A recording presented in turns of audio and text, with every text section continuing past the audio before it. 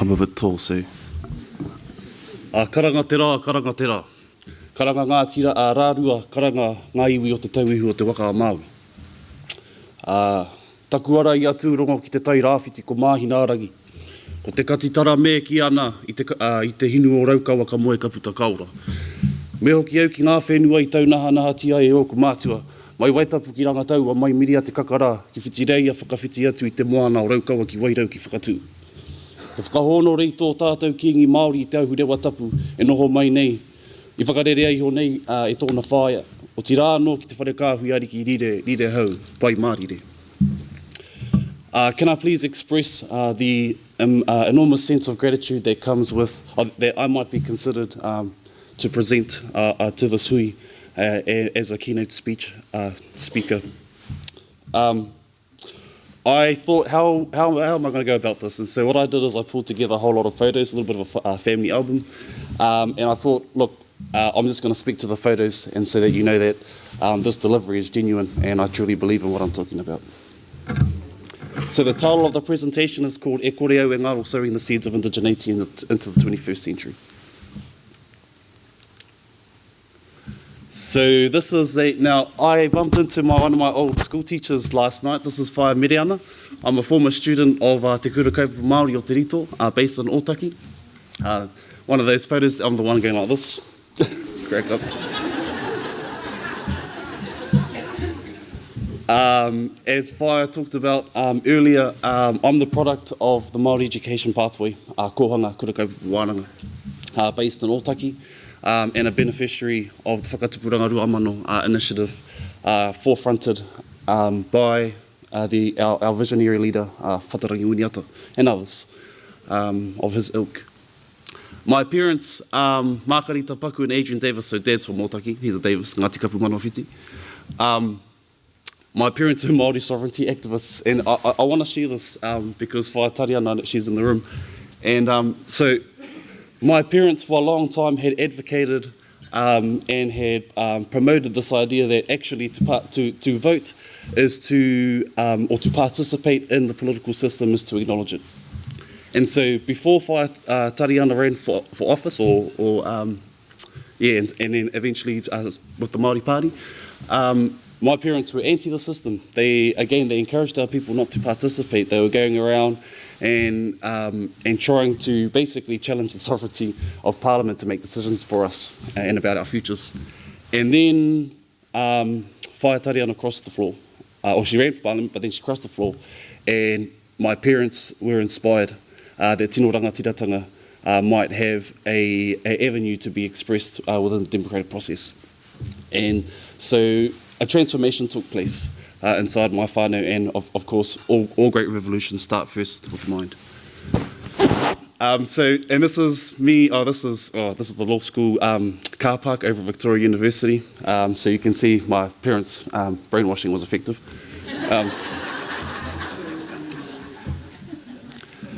This is my mother. She's one of my greatest inspirations. She is a member of Te Whare Porahau, and her passion lies in Māori midwifery and equipping our whānau with the tools and the expertise to sow the seeds of indigeneity in their children. Yeah, so this is, on the bottom there, is myself and my cousin at Kapa Wairua, up at Te Tai Tokerau. Moving on. So here we go, this is the hikoi. This is my brother, Te Hiroa Oranga Whenua, the long struggle for the revival of the land. And he was born in 1995. He was at the occupation at Pākaitori, except he was 6 months inside my mother's womb. Yep. And so all of the siblings, all of our names come from tremendous events to do with our people. So his name is Te Hiroa Oranga Whenua. This is the 2004 hikoi. A really inspiring time for my family. But to say that the importance of that event was this, especially for myself, so I'm a millennial, and it's this, is that in my lifetime, and I was about 10 at the time, in my lifetime, a raupatu had taken place. A raupatu had taken place, and before then, and even now, we're taught that that's something that happened in the 1800s. But the reason why it's important to acknowledge this is because even in my lifetime, there was a real example of the taking away of our whenua. And that, as we saw, mechanised our people. It moved our people.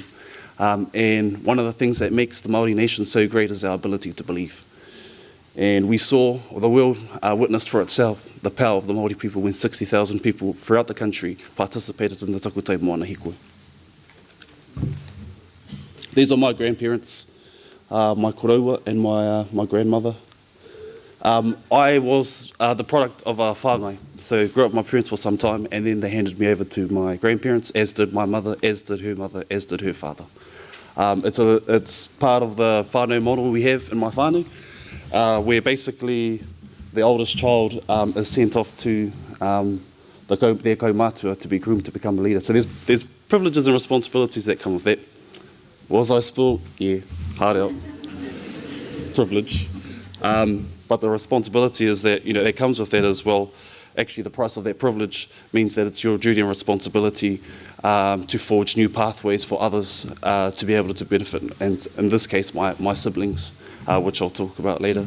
Yeah, so whilst I was spoilt by Nana and Koro, and yes, got their time and their pūtea and all sorts of other things, coming now into adulthood, it's about really my task now is how do I build my whānau and provide the infrastructure and opportunities for them to succeed, because they invested in me. It's my turn to invest in them.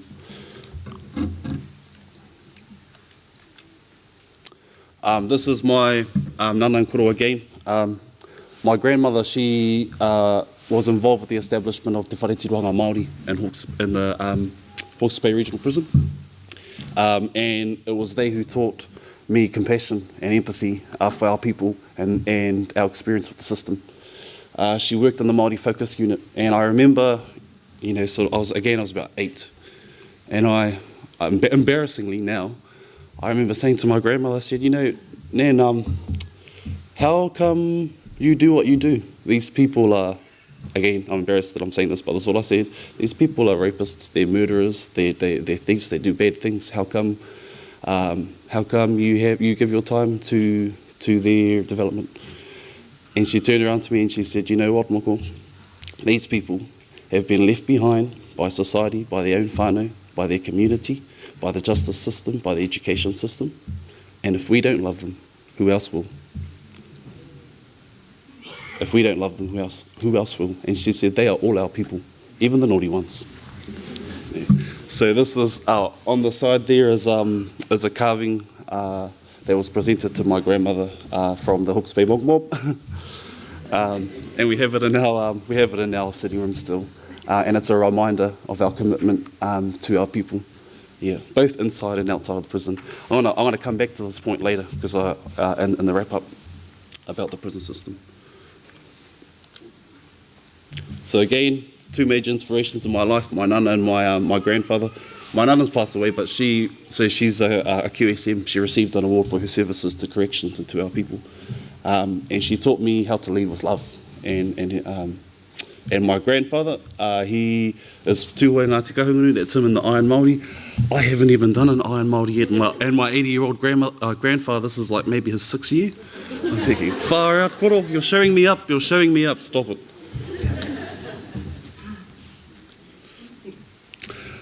Again with the brainwashing. So as I sort of grew up and started my journey towards political consciousness in my teen years, we formed a group back home, Tāwharau Pounamu. We later rebranded Tuku Iho because we needed something more, soft. So Tāwharau Pounamu, and Tāwharau Pounamu, basically what we did is I was like 14, maybe 15, we tried to decolonise our people. So like... Crack up. So I talked to my principal, and my principal was like, okay, look, I'll tell you what, here you can have you can have the kura space and you don't have to pay anything, you just organise your hui, bring the young people to it, blah, blah, blah, and can you find some money for a kai? Okay, yeah, sweet. So that was the deal. And we designed and ran decolonisation workshops with the rangatahi. And yeah, and it was a learning process because at the start I thought, oh hell, this is a really sort of like complex topic to talk about, and it's not really that exciting if you're not really a good communicator. So Anyway, so I thought, okay, we started running things like music workshops. We brought in Magic Powder and other musicians, and basically said, so briefed them on the kaupapa and said, go and create something awesome. Go and create waiata, go and create poetry, go and create kapahaka songs about kaupapa, right? The topical kaupapa at that time was, I think it was fracking in the Hawke's Bay, something like that. Yeah. So we teach them about the kaupapa and then they go and create some type of brilliant output musically, artistically. Te harane, te harane. So above there is the 2010 climate change hikoi with te whānau apanui. It's a hard case actually. We turn up to Ngāti Whātua. There's a big group of us, there's about 8 of us, Ngāti Kahungunu. And we got a flag out, right? And then we're going on to the marae and like Ngāti Whātua thought Ngāti Kahungunu was here, when it actually wasn't our kaupapa, we were just coming to support te whānau apanui. It was it was a hard case. And even, anyway, when we got there, te whānau apanui was like, oh, why are you fellas here? Oh, just to support. Like, from Kahungunu, yeah. Oh, thank you. So they're quite blown away. They're like, this is random. These kids like basically trying to educate themselves on kaupapa and like doing whatever they can to support great revolutionary causes. Yeah. So on the bottom there, on the left, that's us trying to be wannabe ngā tamato. Crack up. And as I got older, up there in the corner, as I got older, I was privileged to have worked with Professor Makere Mutu and Moana Jackson from 2010 to 2014 on the constitutional transformation kaupapa, where we basically, there were about 78 of us throughout the country in 13 rohe, and I believe there were some of those workshops taking place here. We basically canvassed a wide cross-sector of Māori society. You know, we went to schools, kapahaka groups, rugby clubs, prisons, antenatal units, we went to churches. We didn't get everybody, but we tried to cover a wide cross-sector of our people and ask them the million-dollar question that if you could redesign a constitution for this country tomorrow, based on kawa, tikanga, based on te tiriti o Waitangi, what would that look like? Based on your fundamental aspirations for the future and for the nation that you want to live in, what would that look like? And so it took us about 3 years of canvassing, and that was collated into a major report as a proposal for a new constitutional model for Aotearoa. And we took that back to Waitangi, and the picture in the right-hand corner is, actually that's the hikoi, but before that was our report back to our people in the Constitutional Forum team. Oh, no, sorry, this is it, yeah. So this is what I was talking about, Mātike mai Aotearoa. It's unfinished business that I believe lay at the heart of our social, political and economic destiny. It's something that we need to address. But anyway, again, I'll get back to that at the end of this presentation. Again, this is Kapa Wairua. Up in the corner there is myself and my cousin. And the other photos are my other siblings. So as we see, mum and dad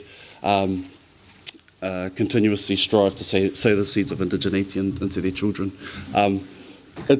I need to say this because, so my parents didn't grow up with te reo Māori. They were beneficiaries of the whakatupuranga Ruamano vision. And, you know, my analysis so far is that, you know, my generation, we were born into the fruits of other people's work, the fruits of other people's labour. We weren't around, I wasn't born yet when the fight was taking place. There's a good thing and a bad thing about that, and the bad part about that is the complacency that comes with it. But the transformation actually took place for my parents because of the pain and the suffering that came as a result of language loss, being unequipped to navigate, unequipped with the tools to navigate your own culture. And so it was that sense of suffering that drove them to transform themselves through the reclamation of their language and their tikanga. And so they made sure that myself and my siblings would be born into a world where that was not our reality. And this is the importance of imagination, is that we can't understate the power of our imagination to think of a reality that is not the current one. And again, I'll come back to that at the end of this presentation. This is my sister Heria Tairana Te Rurehe. On the right hand side there, she's being a Patuparehe. That's that day was I think the opening of our Te Whare Hau o Tūhoi. And she belongs to a generation of Tūhoi children who are undergoing a silent revolution. And there's something brilliant that is taking place in places like Tāneatua, in places like Ruatoki, in places like Waikare Moana at the moment. And the silent revolution is a questioning of how our human systems impact upon the world and the land in which we live. For example, she belongs to a generation of future planners who will be required to produce, say, a pest management control plan, right? And they will ask themselves, if we are the teina in the whakapapa of the taiao, who are we to decide what gets to live and what gets to die? Who are we to decide that koi carp should be controlled? And this is a very powerful thing, is the revolution taking place there is a recognition of whakapapa and a recognition of our relationships and the importance of these towards health and well-being. Health and well-being being different. So health is the actual health of the thing, well-being is the health and the quality of the relationship with that thing. So for example, with whānau, the health of whānau is the actual health, their quality of life, improving the quality of life. Their well-being is the quality of the relationships with themselves, with society, with the system, with the environment, with reo, with tikanga. Right, so health and well-being. And this is something exciting that's taking place in that neck of the woods, no pun intended. So in the corner there is my brother Enia. Enia, he's a bit of an artist. He is at my former kohanga, te kākano I rui a Mairangi Atea. And again, my parents moved back to Otaki. They relocated because they knew that it was a healthier environment to raise Māori children and to sow the seeds of indigeneity. The garden beds there are fertile. I'm a former lecturer to Rauira, former student. I believe in the kaupapa, converted, brainwashed. And one of the things that we used to encourage there was to encourage our people to return to the home of Māori people and culture and to contribute to it. And from Te Wāngo Raukawa, I moved to Te Puia. And I remember saying in my resignation letter to my auntie, or to our CEO, I said, again, we encourage our people to come back home to the home of Māori people and culture, contribute to it. With my new role at Te Puia, I'll be able to take Māori people and culture to the world. And that's exactly what we did. I've got a little photo there of like a whiteboard, and the reason why I put it up there is because far out, that was a really, really hard day. I was a research and communications coordinator, marae complex assessor there, and we basically worked on whare restoration, and that was powerful work. And when I used to follow the master carver around to be his paper pusher, basically take reports, formulate archives for the hapu, whatever, he used to say to me, you know what, boy, when we do these things, often the community or the people think that it is they who are building the whare. He goes, but in the end, it is they who end up being built by it. I remember thinking, what do you mean by that, old fella? And I clicked one day, and we went to, so the other photo there is a job we did in the Waikato at Waihi Park. And I realised, I thought it was an amazing moment, what he meant by that. And what it is that it's not actually about the actual physical building. It's not about a structure. What happens is that an entire community, a hapu, gets the opportunity to rejuvenate its stocks of mātauranga, of capabilities, because with the restoration of whare comes the restoration of our stocks to be able to speak to it, our kaikaranga, our kaikarakia, the mātauranga, right? Entire generations of people who may not have certain information about their marae. This gave them the opportunity to go through that process and to relearn and to rediscover themselves. And so in the end, it was the whare that built them. The taonga on the left-hand side there is a whatarangi. It's one of the reasons why I was inspired to move over to Te Puia. So what you'll see here is like constantly in my work, I'm trying to figure out ways of sowing the seeds of indigeneity into the 21st century. And this, for me, was an example. So just quickly on a whatarangi is a raised carved storehouse, and it's different to a pātaka. A pātaka is whakai. Whatarangi is where you place taonga in, right? So it's what the most prized possessions of the people sit inside a whatarangi. It's the holder of taonga, right? And so the idea was to send this song over to the United Nations, and that any major documentation that relates to Indigenous peoples would find a home inside it.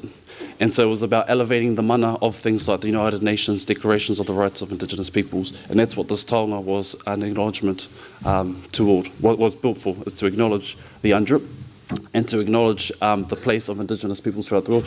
The idea was to stand it in New York to draw the attention of the world's decision makers to the plight of Indigenous people, and to give Indigenous people the recognition through a taonga. The reason why we put it in bronze is because, like in places like Rome today, they've still got sculptures, right? So the idea is they'll never be able to get rid of it. It's not going to rot like the wood. Yeah. So it's about talking to the permanence of the Indigenous presence on this earth. So from Te Puia, I moved. So I work at the Waikato Reipatu River Trust. Waikato Tairui, formerly Waikato Reipatu River Trust. And this is the Waikato River I walk past it every day, every morning. And what drew me to the organisation was the visionary leadership from, to be honest, an army of Māori female leaders. And I do have to acknowledge, it's probably a testament to the successful succession plan of Te Kotahi Mahuta. There's about 60 women CEOs, managers, governors, directors. It's really inspiring. And that's what drew me to the organisation is, I wanted to work for a place which I believe would go on to pioneer 21st century post-treaty settlement New Zealand. And that's what I believe I'm a part of at Waikato Tairui. So, for example, and this is the reason why I've got a photo of this river, and I remember asking my boss, going, how did you get the Crown to agree to that? In other words, one of the things that they had achieved through their river settlement was they managed to argue and settle for a separate legislation for the Waikato River that cannot be trumped by any other law. Right? So RMA, this trumps it. Regional policy statement, this trumps it. National policy statement, this trumps it. Any other piece of legislation inside the political system cannot go over and above te ture whai mana o te awa Waikato. Yeah, and I thought that was an amazing thing, because I thought, technically, before that settlement, the Crown kind of could do whatever it wanted. And I sort of wondered, I was like, how did you get the Crown to agree to such a model? Because, it required, in part, the forfeiture of power. So I thought, I want to be a part of great things like this. And so, this is Paniki Re Maunga and Waika Re Moana. So, what I was trying to refer to in all the other slides basically was, what does sowing the seeds of indigeneity look like in the 21st century? And for me, the first one, so let's pretend I'm a dictator and I have all the power tomorrow, right? I do 4 things in office. Well, first of all, I transform the system, but let's pretend that we can't transform the system. We'll pretend we can't, and let's think about So, and if we imagine what's possible in terms of bringing Indigenous contributions to this country within the current system, political system, here's the 4 things I'd do. I'd give constitutional recognition to Papatūānuku in the same way that Bolivia has with regard to Pachamama. I would place Papatūānuku at the centre of our political decision-making and afford her and entrench her formal rights in a constitution for Aotearoa. Tuatahi. Tuarua. I would entrench Te Tiriti o Waitangi, so that no law in this country can be passed that contradicts Te Tiriti o Waitangi, that there is a part of our system that has the power to strike down any legislation or any decision that is in contradiction of Te Tiriti, thereby removing future breaches. So how can we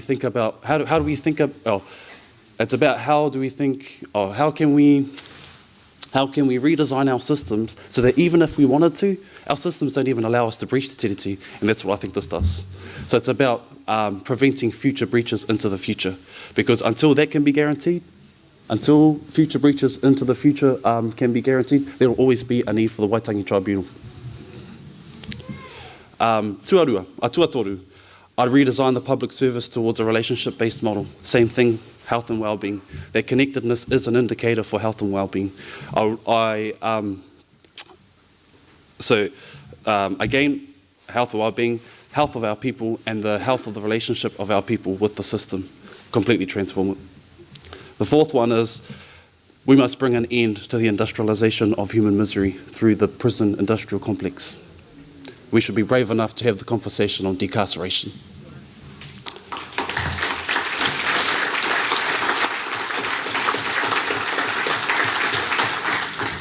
And if indeed that is what our people want, and that is what our people think, that these are the challenges of the 21st century, so be it, challenge accepted. The brother talked about the whakatauki, ka pūteruha, ka hao te rangatai. I want to touch on that. So I hear that phrase a lot. My first question is, who created the nets? Oh, we did. You did. And when our people went fishing, did they use their nets? Did they use faulty nets with the belief that they'd be successful? No. The metaphor there for me is, you created these leaders. These leaders are your people. They are your nets. Trust in your work that you've created great nets and that they are capable of the challenges that lay ahead of them. I mean, really, who goes out fishing with a faulty net expecting to catch anything? Nobody. Right? So we don't build our leaders or design our leaders to not be able to do the job. We don't build our leaders and design our leaders not to have faith and belief in them and their capability. Nō reira tātou mai kore tātou e ngaro, te kākano i rui a mai rangi Aotea. Tēnā tātou.